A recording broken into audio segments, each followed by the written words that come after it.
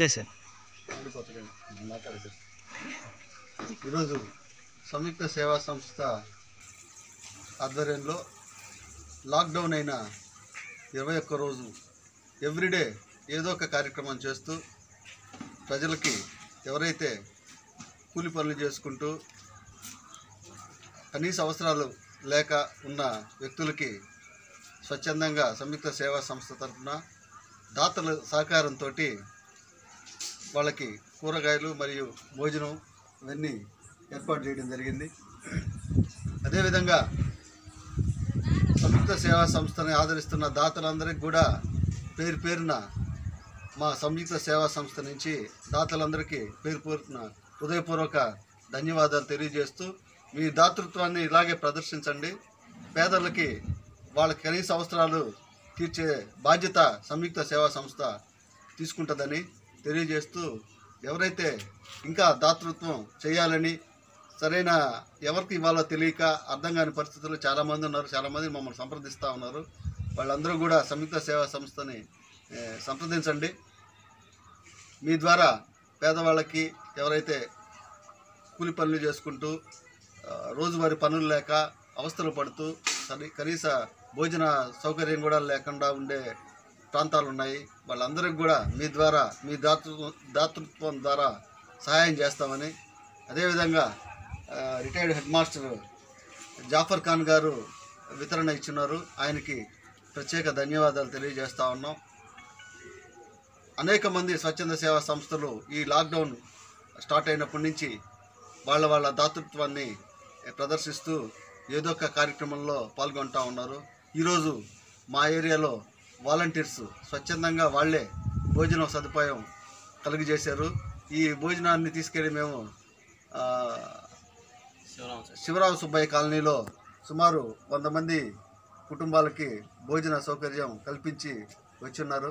నిజంగా మా వాలంటీర్లని మనస్ఫూర్తిగా అభినందిస్తూ ఉన్నాం.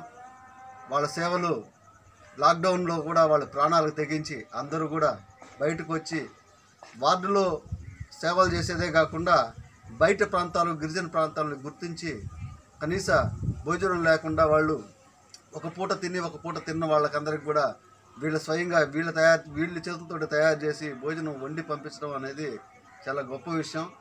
వీళ్ళందరినీ ఆదర్శంగా తీసుకోవాల్సిన సభ్యులు మా వాలంటీర్లని గొప్పగా చెప్పడం కాదు, అందరూ మంచి మనసున్న వాలంటీర్లు.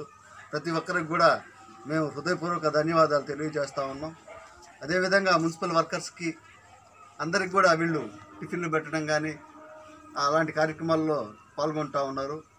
సంయుక్త సేవా సంస్థ అయితే రోజు ఉదయం మధ్యాహ్నం సాయంత్రం 3 పూట్ల వాళ్ళకి భోజన సదుపాయం కానీ, అదేవిధంగా మార్నింగ్ అల్పాహారం కానీ, రాత్రి పడుకునేటప్పుడు కూడా వాళ్ళకి భోజనాలు అన్నీ ఏర్పాటు చేయటం. ముఖ్యంగా అన్నార్థులు ఎవరైనా కనపడితే వెంటనే వాళ్ళకి స్పాట్లోనే భోజనం పెట్టే సంస్కృతి సంయుక్త సేవా సంస్థ వ్యవస్థాపక అధ్యక్షుడు సురేంద్ర గారిని మనస్ఫూర్తిగా అభినందిస్తూ ఉన్నాం. ఇలాంటి కార్యక్రమాలు ఇంకా చేయడానికి మమ్మల్ని అందరూ ప్రోత్సహించండి, మాకు చేయూతనివ్వండి. మీ చేయూతతోటి ఎవరైతే నిజంగా సఫర్ అవుతున్నారో వాళ్ళందరికీ కూడా సహాయం చేస్తామనేసి తెలియజేస్తూ ఉన్నాం. ఈ సంయుక్త సేవా సంస్థలు ఏప్రిల్ 14th రోజు కూడా అనేక కార్యక్రమాలు ఉన్నాయి. ఇంకా మున్ముందు మంచి కార్యక్రమాలు చేపట్టాలనే ఆలోచనలో ఉన్నాం. దాతలు కూడా స్పందించండి, మీ దాతృత్వాన్ని ప్రదర్శించండి అని సవినయంగా తెలియజేస్తూ ఉన్నాం.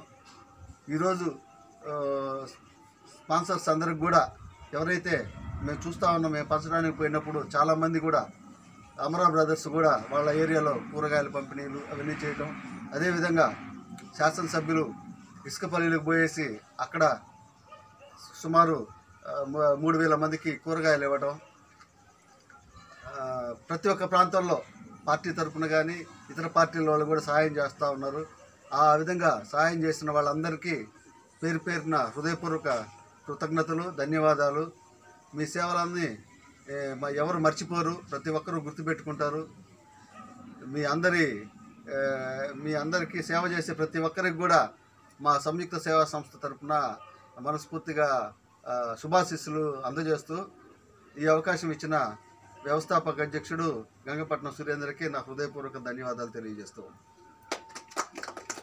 కార్యవర్గ సభ్యులు అది సంయుక్త సేవా సంఘం అధ్యక్షుడు గంగపట్నం సురేంద్ర గారు,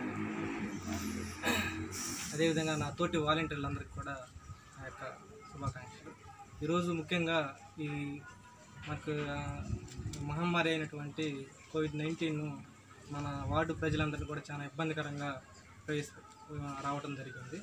దాంతో భాగంగానే ఈరోజు మన గంగపట్నం సురేంద్ర అన్న గారు మా వార్డు మా క్లస్టర్ అయినటువంటి ప్రజలకి అల్పాహారం లాంటిది ఈరోజు ఏర్పాటు చేయడం జరిగింది. అదేవిధంగా మా తోటి వాలంటీర్లు కూడా సొంతంగా ప్రిపేర్ చేసి బయట ఉన్న గ్రామాల్లో కూడా మంచి పేరు తెచ్చుకుంటూ మంచి కార్యక్రమాలన్నీ చేపడుతూ ఉన్నారు.